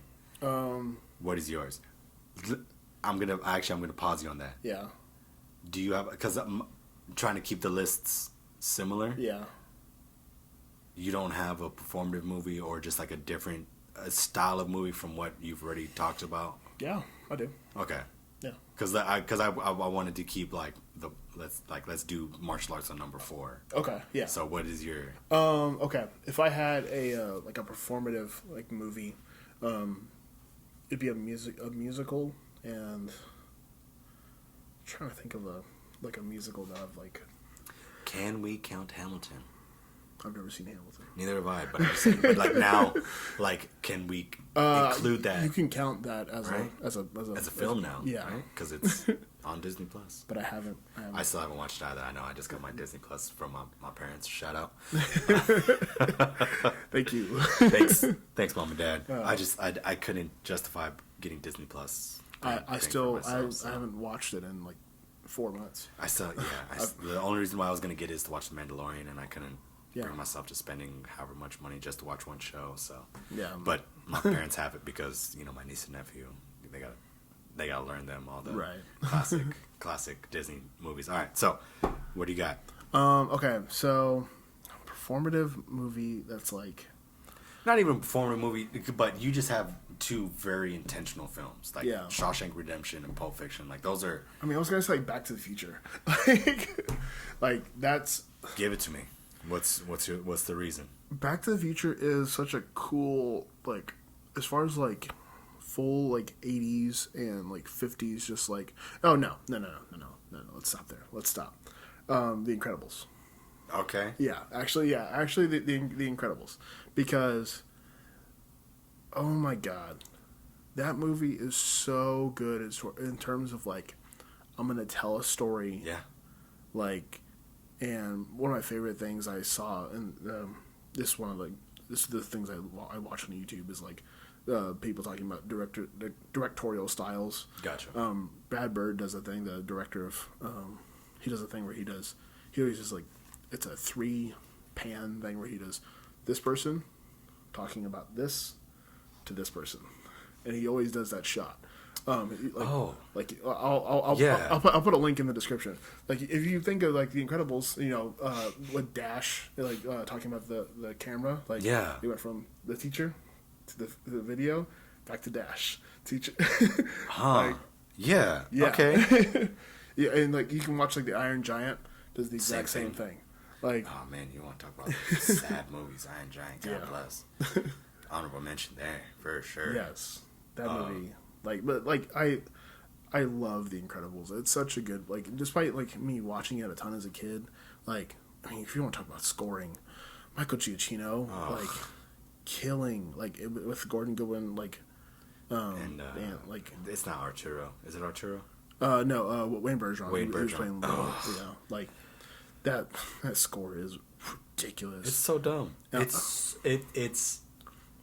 I would put it up there with top scores of animated films. Yeah, I'm putting it up against Tarzan. Yeah, oh yeah, definitely. Yeah, like it. It's so good, and like that. The thing I also love about that movie, and I think the other like, it's a TV show. You ever watch Batman the animated series? It was one of those that was kind of on. Not as much as I would like to have. Yeah, it was. I love how that it's in a time period. Yeah, but it also looks timeless. Because The Incredibles, true, it looks like it could be now, but it's in like a '60s aesthetic. Like, yeah, it's so. But also, it came out in 2003. Yeah, like or 4. Whatever. 4, yeah, like such a weird thing of being like, I'm gonna make a '60s movie that's based in the future. Yeah, that's weird, man. Yeah. So like, just so cool. I love that movie. Such a good movie. All right, so. But before we get into that, let's get some honorable mentions on the animated side. I gotta give Shark Tales. Yeah. Love that film. Yeah. I'm still like a fan of like Shrek. Tarzan. The first 10 minutes of Up. Oh my god. Like, I don't think, if we're talking about like in that vein of like what I was talking about Le Mans, where it's in the same vein of there's just the piano part going. Yeah. The entire time there's no talking. You're just visually taking in this. Right. A full story, like. And then it just rips your heart out. That's what I love, man. I love, like, hey, I'm going to go ahead and tell you a full story in 10 minutes. I'm going to break your heart. I'm going to make you fall in love, and then I'm going to break your heart. Right. Yeah. Any other honorable mentions? Like, animated side. You can't forget about, like, Hercules. Oh. Hercules. Oh, honey, you mean Hercules. That's that might be my number one animated. No, it's between that and Incredibles. It's like my number. Yeah. I can sing along to. I can sing along to Hercules. Like if you can't, I might say that my litmus test is Hercules. If you can't sing along to Hercules, there's something wrong with you, partner. There is something wrong with you. Right. Yeah, the thing I do, and I don't know if you do this in the car. To put it in the comments if you do this in the car. But I will put on Hercules. It's a Go the Distance, the reprise. It's the second time he sings it after he meets Zeus. Yeah. He holds to be where I belong, and then he holds that long note. And that's my in the car. I'm gonna hold this note, and I'm gonna sing it, and I'm gonna drive really fast. Yeah, dude. Like that. Oh, that movie is and that movie is also really good. Yeah. But that, man, Hercules, gotta love it. Yeah. You got another honorable mention? Animated movie. I think we got it. I mean, Lion King, man. Come on, man. We almost forgot about Lion King. We almost forgot about dang Lion King, bro. My next Okay, tattoo might be Lion King. Yeah, just Shout out to Rafiki oh, being the OG Gandhi in my life. dude. That'd be actually getting like a Simba tattoo that'd be kind of cool. My boy, I have a dude down in Wimberley. Shout out Brian Hall. He's got I can't remember if he's got the Simba on his bicep, the like the baby one, Yeah. or if he's got just the like the musical, the Lion King musical head. Oh, okay. I can't remember what he got, but I remember him being like, Lion King is so important to me. I'm gonna get a tattoo of it, Dude. and I was like, I get that. How did I forget? I feel bad forgetting about honestly, the Lion dude, King. and you know, I'm scared to move on from Right. animated films because we might have missed. I don't know of another animated like. There's other like pretty movies like Finding Nemo and stuff that are like they're very Finding Nemo, fantastic. Finding Dory, fantastic. like very like visually pretty, but there's none that I've like. Madagascar was super dope. Yeah, It was funny. like You know, like it was well, DreamWorks like they also like once they did Shrek, they were like, all right, we're gonna lean into this. Yeah. We're gonna do Dude. Freaking Toy Story? Yeah, Come on, bro. that's kind of the like especially like for us like we're like later millennials. Like you were 93, I was 96. Like that's kind of our like. That's my childhood right there. Right. Straight up. That's kind of like all. Me and Andy grew up together, cuz. Yeah, literally. Because that makes me sad. because I think Toy Story 3 came out whenever. Was that? It had to be like when you were in college. I was in like I was like late in high school. I think. 3? Yeah. I think I was like a junior. In college. Yeah. Yeah. So I'm When that come out? I'm like maybe 14? Yeah. 13? Yeah, I think so. Yeah. 14 or 13. Yeah. Okay. Yeah. So we were. Yeah. And I damn near cried. Yeah, I think I did cry. I didn't. Whenever I watched that movie, I think I like watched it on like a bus. Single tear. So Okay. I didn't. That's one thing. Like whenever you watch a movie like in a weird context, In a weird setting, yeah. like the movie like Mean Girls, like the only context I've seen that movie is and every band kid knows this is on the band bus. Yep. Like that's fair. That's my context for that movie. It's a great context, though. like like I love that movie because of the like. How did I just forget? There was another honorable mention. I'm so mad. Was it like Disney or DreamWorks or? I was thinking Pixar. Thinking Monsters Inc. or something? No, or? not Monsters Inc. Damn. Oh no. It'll come to me. Well, Coco, like the Coco, of course. Yeah. We already talked about it. Oh, Cloudy with a Chance of Meatballs 2. Swear to God, dude. I swear. Me and 2 of my other pledge brothers went and watched that at like 2 in the afternoon. God. It's just 3 grown men, and we're in the theater full of like 6-year-olds and their parents, and we are the only ones laughing our asses off the entire time because that movie has so many like it's like the cheap humor, not the cheap humor, but the quick humor, so that way the kids can puns get it. and like But then they have the puns and the innuendos right. for the parents that are higher watching it. Yeah, and I'm just childish enough to laugh at all of it. Like, there's a leak in the boat is one of the best lines I can straight up. I will fight somebody about that movie. It's so dang good. Oh. I just find it funny that you like find this that you're so attached to the sequel, Dude. Yeah. I didn't even watch the first one. right? I watched the second one first. I had to go back and watch it. Nah, how dare you? You haven't seen the first one. I eventually went and watched it. Oh my god! But That's so funny. the second one was so damn funny. Well, some people have that. Like I know one of the videos I watch on YouTube all the time. They talk about a couple of them. They have what they call like middle child syndrome, where the first kid, they watch the first movie, and then the middle child, they watch the second movie. Yeah. So like my little brother kind of has that because like I watched Shrek, he grew up on Shrek 2. It's like one of those things where like you kind of missed out on the original. Yeah, that's fair. I get that. But it happens. All right. Any other ones we might have forgotten? I can't think of any, like, because like my top three are like Up, Incredibles, and Tarzan. The score is good. The movie itself. Now people are gonna complain that we didn't mention Beauty and the Beast, Little Mermaid. Yeah, and like. I mean, you got all your princess movies. Yeah, I'm sorry, I don't. Shut up. I mean, if I'm gonna pick a princess movie, I'm going with Mulan. You better go with Mulan. It's a tie between Mulan and Aladdin. Oh well, yeah. I okay. If you're going strictly princess, I'm going Mulan. Yeah. But like Aladdin is in that. I would put it more towards the vein of the princess movies than I would like Up. You know what I mean? Yeah. No. Yeah. Definitely. Yeah.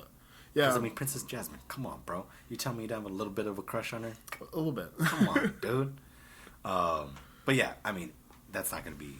Right. That wasn't our childhood. Yeah. I'm watching princess. Like I watched all the princess movies, but I'm not emotionally attached to them. Yeah, like the Little Mermaid was on at one point, and I'm pretty sure I've seen the Little Mermaid. I can't. I don't think I've actually seen Beauty and the Beast. I don't know if I've seen Beauty and the Beast. Like people like tell me like it's their favorite movie. I'm just like I have no attachment to it at all. I feel bad, but yeah. Internet movies are they hit a different spot. I think they're going to now be a little bit more legitimized. Oh, I mean, as a genre because of the state of not being able to film things live. Well, I mean, in the last especially with like more of the you got movies like the Studio Ghibli, like the Miyazaki's films coming over, and then you have like things like Spider-Man Into the Spider-Verse, and dude, yeah. Talk about honorable damn mention. As I said that, I was like, oh no, I forgot about Spider-Verse. That's a great movie. Such a good movie. Like those movies are starting to make because animation has always been legitimate. Yeah, it's just it always for some reason American audiences always put it as kids movies. Yeah, they put an age range on it. Right. When like they can be like you can tell beautiful like awesome stories like I mean like anyone can watch Coco and like love it. Dango Big Hero 6. Never saw it. Oh my god. Never saw it. Yeah, it's one of those people say like it's good. I just haven't had the chance to. If you can trust me on films, Big Hero 6. Big Hero 6, dude. I mean, you also like Cloudy with a Chance of Meatballs. How dare you? How dare you? Cloud with a Chance of Meatballs 2 is fantastic. I love that movie. Also, Big Hero 6 hits on a lot of mental health stuff. And it's great. Okay. Let's moving on. Number 4, classic kung fu movies. Yeah. Like you were saying, man, it has since been, like, when was the last one that came out? I think the last ones I could think of is like Ip Man. Yeah, those are the last ones that like in recent memory that have been like, they've been like that traditional kung fu movie. Yeah, and I was thinking about this like as we were like because we kind of talked about that like before. Yeah, that we were gonna like mention this. I think it's the because they don't really look realistic, especially when like you get punched. Yeah, and then you get like flown back into the wall. Yeah. Super unrealistic. Yeah, and I think that's kind of what. And also, well, there's the other style of like movie that came out with like the Bourne movies, the Bourne Identity, and where that like that quick cut, like we're gonna do a bunch of fast action. They're gonna do a lot of cuts. Did that replace it? I think that replaced it. Because you replaced that with like you got that, and then you got like John Wick, where it's all just like quick action, really fast, like. John, you're right. Yeah. So it just got Americanized then? It got Americanized. It got less fantasized. Yes. And then it became Americanized. Because, dude, Crouching Tiger, Hidden Dragon. Those Bro. are, to me, that's like like such dope like cuts. Right. Like those were, to me, those were almost like dancing, like at that point where it's like it's just watching like beautiful stuff, like people do, like, I mean, we've talked about like Wing Chun and stuff like that. Like that whole there's like a beauty to that. Like how destructive it is, but it's also like so beautiful to look at. No, absolutely, man. I mean, I feel like I have since turned you on to the emotional side of watching MMA. Right. Yeah. And just like, you know, the intricacies of it and the how much work difficulty goes into, that goes into it. And the exact same thing. I think a lot of people see those classic kung fu movies as just kind of like, they're just fighting movies, bro. But no, man, it is an art, man. Yeah. There are definitely humorous ones, like not Shaolin Soccer, Shaolin Fist. Wait, are you thinking of the you're not thinking of like Kung Fu Hustle, are you? Kung Fu Hustle. Yeah. Yes. Yeah. Kung Fu Hustle. Yeah. That one is fantastic. Like that's obviously that's funny, a humor one. I totally forgot about Shaolin Soccer. Shaolin Soccer was so silly. So silly. God. But also great movie. It was a great movie. Because again, it was just, if you go into that movie thinking it's going to be Pulp Fiction, obviously you're going to be disappointed. You're gonna be but if you go into realizing that it's Shaolin monks who are masters in Kung Fu playing soccer, learning to play soccer, that's hilarious. Yeah. And how dare you for thinking otherwise. So funny. Okay, so what is your Kung Fu film? What are you putting? I gotta go with It Man. It Man? Yeah, like Donnie Yen is like, in that movie. I didn't understand, like I didn't understand because I was really bad at like reading subtitles. Yeah. Where like I wouldn't watch a lot of films, like but he kind of like showed me how to like watch him as an actor while he was also reading subtitles, because like you want to watch him as an actor. That's true. You want to like watch him like emote, and like he has, I mean, most of his emotions in those movies is like, well, in the first one he's like he's just aggressive, but like it's so powerful, like watching him like act. And then also like the movie, like they're freaking kicking butt the entire time. Yeah. It's amazing. It's a great series. And I remember a kid back in high school telling me about it and how badass it was. And I never remembered it when I would go to the film store, or I could just never find it. And then eventually I found it like in 2016, and I watched all of them, and I was like, oh my god, this is so good. I understand what homie was talking about 7 years ago. It Man, that's a really good one. What about you?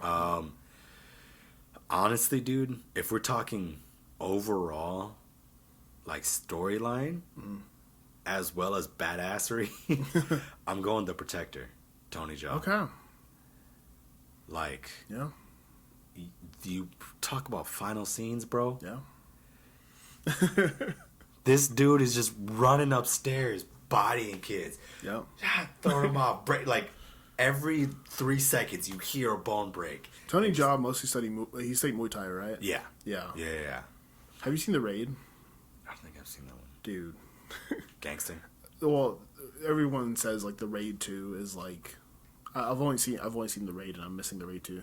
Apparently The Raid 2 is like considered like one of the best action movies out there. We need to sit and watch The Raid 2. Definitely, let's watch that one. Because like The Raid is another Tony Jaa like movie, and he's just it's kind of that same thing of him just making it up a building, like I just coming through. Just the emotion, because what I appreciated about it was the fact that he held this level of intensity as a martial artist, as a fighter. He's like, I'm beating the shit out of everybody here because y'all took my goddamn elephant. And then he gets to the top of the building, and then he sees that his elephant has died, and he breaks down. It's like, okay. And you're just like, oh man, he has emotions. Like, he has like deep rooted feelings. Yeah. And then he continues to beat the crap out of like 100 dudes. And it's so dope. It almost gets to the point. I was like thinking of this word the other day, the word dispassionate, where like it gets to the point where like they're fighting so hard to where like I like to think of it like, you know, I don't even need emotion to hurt you. Like I'm just going to like go through like this is what I'm doing now. Like, I'm not even angry anymore. This is just what's happening. Sorry, you're in the way. Right. like that. Like yeah. Damn. Okay. Any honorable mentions for you? Yeah. Two big ones. This one I don't remember. I don't remember the movie, but I remember it being such a big part of my childhood. Okay. Bulletproof Monk had Jet Li. I don't even know that one. It was just original Jet Li's. Yeah, just I don't even remember what it was about. Okay. Like I just remember it being like a movie I watched a lot. And then the other one, I was thinking like it probably Shaolin Soccer. Mostly because of how silly, just how ridiculous it is. Yeah, it's just like, hey, this is a weird, silly movie about like Shaolin masters doing. Yeah. Well, no, that movie. If I can remember the title of it, someone please like tweet at me, like, like tell me like what that title of the movie is. It's Jet Li and some like white guy like shows up like he shows up in like ancient China, and he has to like get it's like a staff. I vaguely remember. Is it the one with the like he like the year of the monkey or something like that? Something like that. Yeah. What was that? I remember it had something to do with that.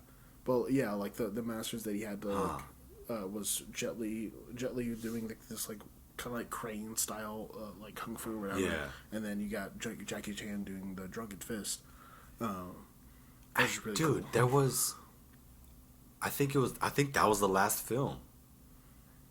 You think that because was there was a Jet Li, a Jackie Chan, a Tony Jaa. Yeah. Like there was a film. Like it came out during that time of like the Expendables. Yeah.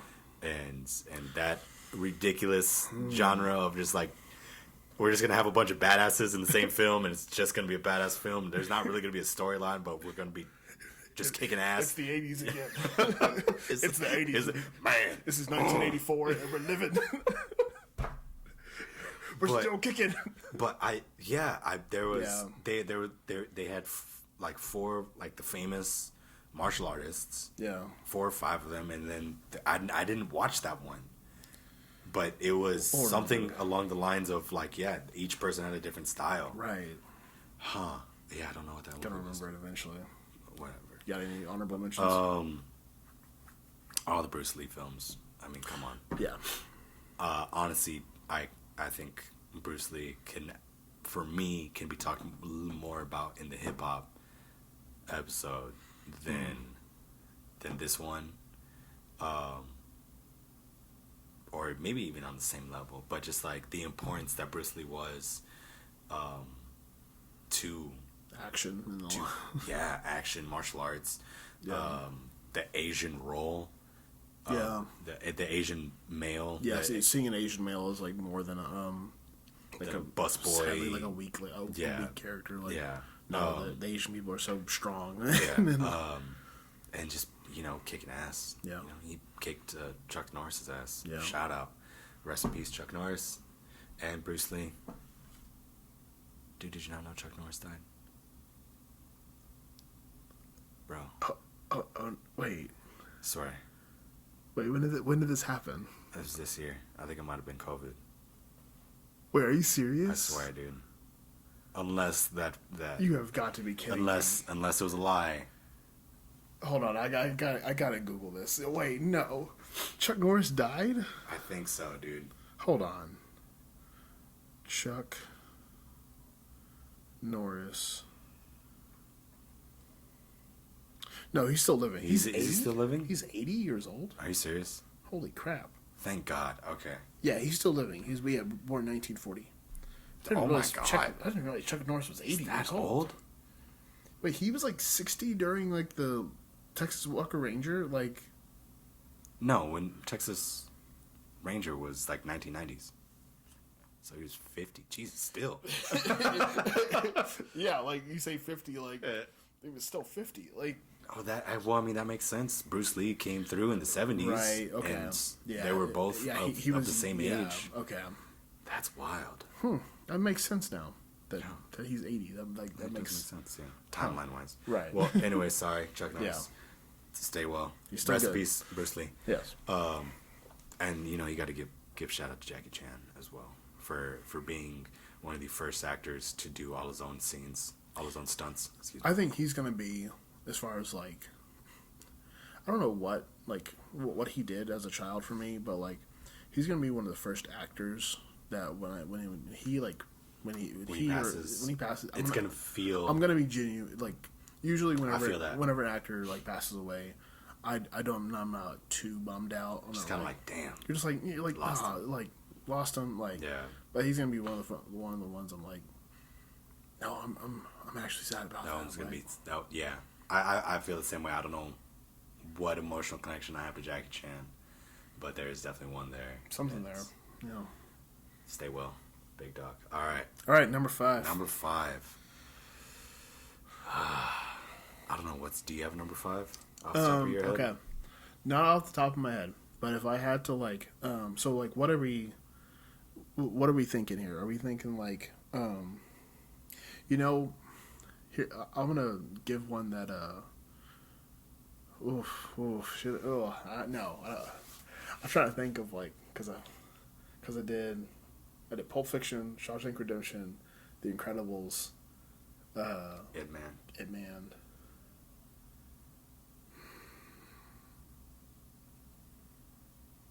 Dude, I can't. There's so many movies that I've seen, in the last like 10 years that have been like, this is a beautiful, perfect like. Yeah. Like, this is a beautiful like movie. It's gonna be a lot of like groaning sounds. Them old man sounds. Just trying to like determine like what's. I'm trying to think of a movie in the last like recent years that have last been like, decade or so. Yeah, that have been like. That just kind of really hit. If I had to like shout out a movie and be like, everyone go watch the movie. Sorry to bother you. It's weird. You've been telling me about this one. Yeah. Okay, like that movie is so weird. Like, Yeah. You can't. Kids don't watch it. Please, kids don't watch it. There's nothing like inappropriate. It's just like it gets scary towards the end. Yeah, there's some like body horror kind of stuff in it where you're just like, oh my god. But it's such like an unexpected movie where like every scene, there's something in there that like I love the idea of. I've talked about this with like Tarantino and I'm forgetting who directed Shawshank now, but like the idea of it, like Robert Zemeckis and Back to the Future and like Brad Bird. Like, I love the idea of intent in a movie where you're like, yeah. I need to do a story beat right here. Like, this has to happen. For there's this thing in I think a lot of people like learn this in film school where every frame of a movie has to be telling a story. Mm-hmm. Like, there has to be some plot moving in the story. It can't be just like a static shot of like one of my dishonorable mention, The Room. Have you ever seen The Room? Is that the cult classic that's garbage? Yep. Yeah. I didn't get through it. It's got the really bad like MIDI clarinet in Yep. it. Yeah, it sounds terrible. It sounds just like that. Like I don't sound like a clarinet off the top of my voice, but it sounded like that.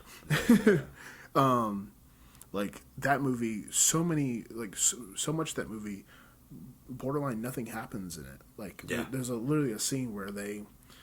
This is one of my favorite scenes though. So all the guys in the room, they all show up in the room. They all show up and they show up one at a time. They're all in tuxedos. Okay. And they're like, "Hey, oh, you look good. You look nice. Hey, oh hi, Mark. Oh, you look very nice. Oh, you look very nice, Johnny. All right, let's all go outside and let's play some football." And then they play football, and then one of the nerd character, he trips and falls, and there's a big like scene of like it's the only time they do this angle of like him like getting up close, and they do like a fisheye lens like up close. What? He just falls down, and then they go, "Oh, are you okay?" And then that's the scene. That's it. Now, do you know anything that happened in that scene? Was there any story that you got from what I just described? That makes me really angry. That makes me very angry. There's no story in that, and I find it funny because it's like the opposite of like what I like. Yeah. Like I like when you have like a static shot that's going to tell a story. Something's going to happen. Yeah. Like something's going to happen in that frame. So, yeah. What was the movie I said? Yeah. So Sorry to Bother You. Sorry to Bother You. If you need to watch a movie in the last like 10 years, it's like good. Go watch that one. I'm gonna go in a different vein. No. I'm gonna go military movie. Oh. Honorable mentions, and only because again I haven't seen them in so long, but I do, the importance of them. Saving Private Ryan, Of course. and Black Hawk Down. Yeah. Insta classics. No. Few things are better than them. Well, Sands of Iwo Jima, you got to watch that. Sands of Iwo Jima, yes, yes. The Bridge over River Kwai is like one of those people don't talk about it because it's like an old man movie. It's good though. I've never even heard of that one. Oh, it's so good. No, but honestly, talking about my emotional connection to it, and I think it got glossed over, and it makes me mad that it got glossed over. Was Jarhead. Oh. I never actually saw Jarhead. That's a rough one, dude. It is. There is no light moments in that movie, as far as I can remember. Like military movies got like messed up for me because the first like two I saw were Saving Private Ryan, and Full Metal Jacket. Two just brutal depictions of super aggressive the military. And accurate depictions of those wars. You're like, God, this isn't fun. Yeah. Like this isn't like, you watch like a Pearl Harbor and it's just like, hey, we're just in Hawaii and then bombs that are in the distance. Like, yeah, nah, we're in the trenches, bud. Like and it's coming out swinging immediately. Right. Yeah. Yeah, and in the reason why Jarhead though. I was attached to Jarhead because that came out when I was in high school and I was going to join the military, and it was about as far as I can remember, it was about the war in Afghanistan. Yeah, and they just kind of go through this cycle, like showing of like what happens, how things go down. Yeah. A dude gets killed in training, gets shot in the head because they have live rounds going over the top of them as they're crawling. They're supposed to stay calm in the thing, and the dude freaks out and jumps up and he got hit. Gets domed. And then there's, if I remember correctly, this dude has a picture of his girlfriend from back home, and he's like, that's, once I'm done with this shit, going back, I got this. And then, he's been out there for 6-8 months, like multiple deployments or what have you. And she sends him a video of her sleeping with a neighbor. Wow. Yeah. And it's just like, it's a rough movie, dude. Wow. Like, it's a rough movie. I couldn't imagine, like, going through something that horrible with the expectation that when you come back home, someone's going to be there for you, and then they're like, no. Yeah. Like, that's, oh, man, that's just hard to watch. It's super rough, man. And then the other honorable mention would be the one that just came out not too long ago. I mean, of course, American Sniper. Yeah. Shout out. Talking about Dunkirk? Not Dunkirk. It was with Mark Wahlberg. You're talking about not Last Survivor. Oh yeah, the last Survivor. Yeah. That was a really good one as well. Yeah. That was a I was rough thinking one. of the Boston Marathon one. I forget the. Not that one. Yeah. Yeah, that was a big cop. Yeah. Yeah, I think I don't think about the military movies very often because they do make me very emotional. Yeah. And I feel for them very specifically, but I think that war movies and military movies definitely have to be in my top 5 just in general as like a genre. See, I forgot about like coming of age dramas recently, especially like being a teacher and then like not teaching right now. Yeah. Watching coming of age movies where it's like movies like Edge of 17, Perks of Being a Wallflower. Yeah. Man, like Booksmart. Just watching kids like be kids in high school and like they're like 8th grade. I still haven't seen 8th grade. Just I know I in need tears, to see that one. in tears. Did you see that 6 Feet Apart? No, I haven't. I didn't see that one either, and that one looked real sad. Like I can't watch like especially right now. I can't watch kids being like, especially like because I was like a shy, nervous kid. Yeah. So when those kids become like actualized in those movies, I'm just like I remember that moment of like being myself for the first time. Yeah. It was like, man, I can't sit there and watch that. Like, you're feeling good, aren't you? I think not kind of in the same vein of that 6 Feet Apart. I mean, you covered some, the coming of age ones that are good, but the second book, I gotta be honest, like I was not a reader. Yeah. In grade school, the first book I ever read, it was in 4th grade, and it was Holes. Oh. The second book I ever read was in 10th grade. Holy yeah, crap. I know, dude. That like legitimately read, like top down. Oof. And I read it. I might have read, done like those, skimmed through those. Yeah. The one the summer readings. Yeah, you gotta read and such. You gotta read but, those for. Shout out to my 10th grade English teacher, Kate Hodgson. And she made me read My Sister's Keeper. Ooh. Did you ever read that one? I did. Or then did you see that movie? Mm-mm. The movie, obviously, not as good. not as heart wrenching, but it's a good book. Damn, those medical ones where, what's that classic one with Denzel Washington and his son? The film opens up with a car crash, and his son needs to get a heart transplant, and I don't know what you're talking about. He like holds up a hospital. My dad would be mad at me right now. I'm pretty sure it's Denzel Washington. Okay, because that's like my dad's like favorite actor. I mean, come on, man, Denzel.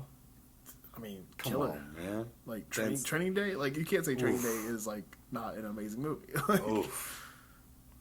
Oh man, there's so many good. There's so many good films out there. Another honorable mention: 8 Mile. Oh yeah. Green Mile. Yeah. Super rough. Mortal Kombat. Man. Mortal Kombat. I mean, we'll have I can have an entire episode of like watching bad movies. Like, I love bad movies sometimes. We could do top 5 bad movies next time. Yeah, let's do. Yeah, for our next movie episode, we'll do top 5 bad movies. I gotta do some research on those. I'll discuss the room in detail. Discuss every scene of the dialogue, the lack thereof, every scene. I love it. I love no story being told. There's a cut of that. I'll talk about that next episode. Any other honorable mentions, dog?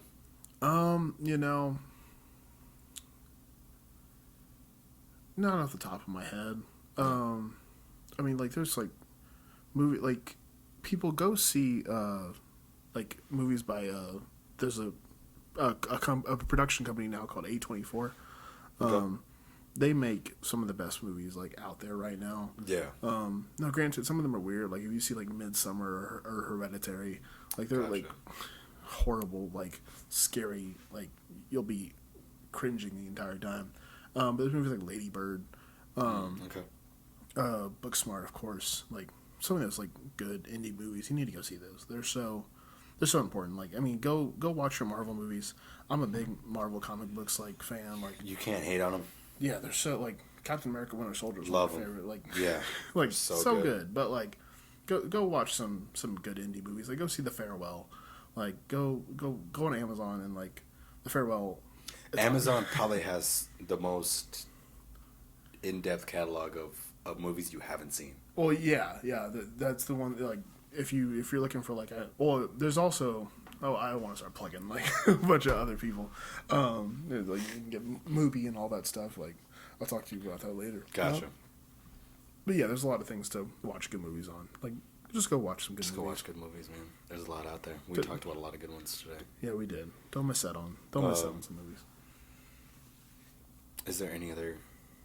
I'm trying to think of any other like iconic ones that we might have forgotten.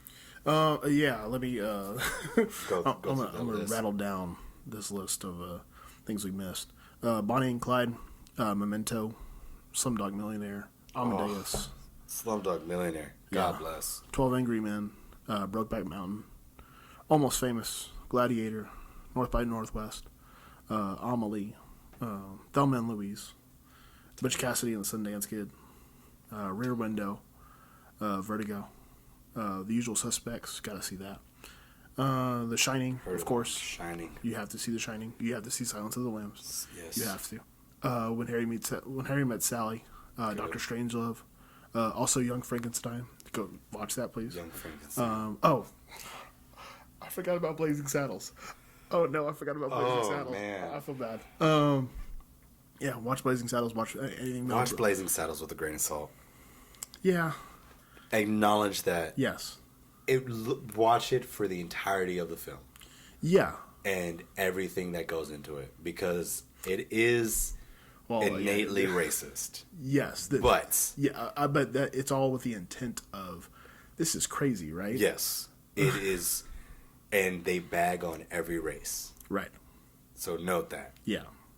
But shut up, Blazing Saddles. Let's see, Fargo, One Flew Over the Cuckoo's Nest, Singing in the Rain, one of my favorites. Sound of Music, Lawrence of Arabia, Chinatown. Please see Chinatown. It's a Wonderful Life, Annie Hall, Classic. A Midnight in Paris. Go see that. That's on my list. One. But yeah, Casablanca. Yeah, that's like Classic. Yeah. you have to watch Casablanca. That's one of the first ones, man. That's one of the first rom-coms. Not rom-coms, but it's not like a com. Romantic. Yeah, dramas. Yeah. It's like just go watch your classics, go watch your Marvel's movies, and go watch some good indie movies. Like just learn to appreciate all the films. Yeah, sir. I'm trying, man. I'm gonna do the full. I'm gonna watch Spanglish. I saw that. I was like, all right, I'm gonna suffer through this. That's almost as bad as like my Big Fat Greek Weddings. Yeah. And all those. Your what's the one he did with he played him. He played him and his sister. I don't remember. It's like him and is like a twin or whatever. Those movies are terrible though. Adam Sandler is good, and Punch Drunk Love, amazing. So good in that, and then he can do good, but it's one of those things. Happy Gilmore. Yes. Shout out Happy Gilmore. Happy Gilmore. What's the? There's the other one. Can't remember the other. Madison. Happy Madison. Billy Madison. Billy Madison. Yeah. Happy Gilmore. Happy Madison's the production. The production. Yeah. Yeah. Billy Madison. Yeah, he does good stuff. Word. Occasionally.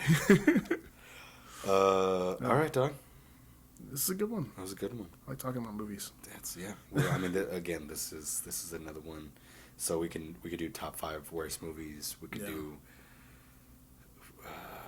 top 5 animateds. We did all the shout outs, but Yeah. we can get some more in depth, and then maybe get. I think this is definitely one that we should get somebody else that's as much into movies as we are, Right. and see where they fall on the spectrum Right. between you and I. That'd be interesting. Word. All right, brother. Appreciate you as always. All right, man. You be easy. Peace.